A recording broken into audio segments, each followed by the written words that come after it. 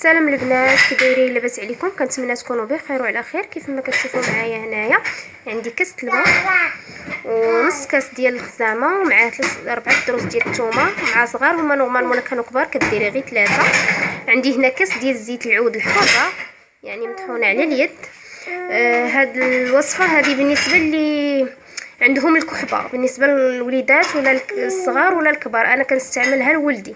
داكشي علاش بغيت نشاركها معكم. مع تقادات ليا كنت استعملتها البرد اللي كان داز فاش كان مرض، وشاتو ثاني واحد الكحه وصافي قلت غادي نصاوبها. كناخذ هاد كاين اللي كيدير كاس الخزامه، انا مع ولدي باقي صغير مبغيتش نكثر الخزامه، غندير غير نص كاس. بسم الله. وغادي نكب عليها كاس زيت العود. زيت العود من الاحسن تكون حره وتكونوا طاحنينها على يديكم باش كتعرفوا اشنو درتو. وغندير كاس ديال الماء ياكي وصافي، وغادي نخليوها تطبخ مزيان في هاد سميتو حتى ينشف الماء، كيبقى غير الزيت. هانتوما معايا كيف ما كتشوفوا معايا البنات. ها هي من بعد مني داك الماء ما بقاش، بقات غير الزيت. دابا هي انا غادي نصفيها هنايا وغنديرها في هاد القريعه.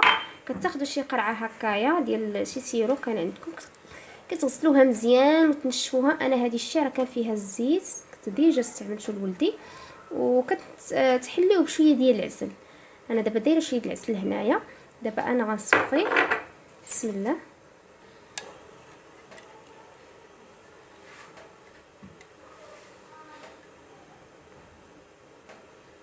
صفيو داك الكاس هكا مزيان.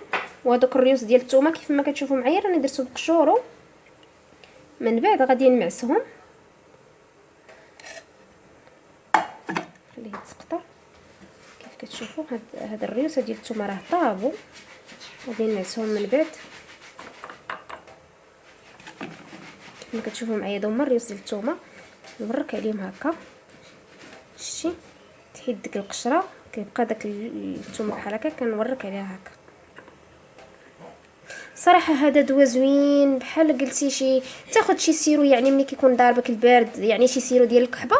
من الاحسن شي حاجه طبيعيه صوبتيها بيديك وعرفتي شنو درتي فيها، ما فيهاش مواد كيماويه. يعني بالنسبه للوليدات الصغار هكا وحتى الكبار كتستعملها تشرب معلقه هكا صغيره في الليل بالنسبه للوليدات الصغار، وبالنسبه للكبار يستعملوا معلقه كبيره صافي.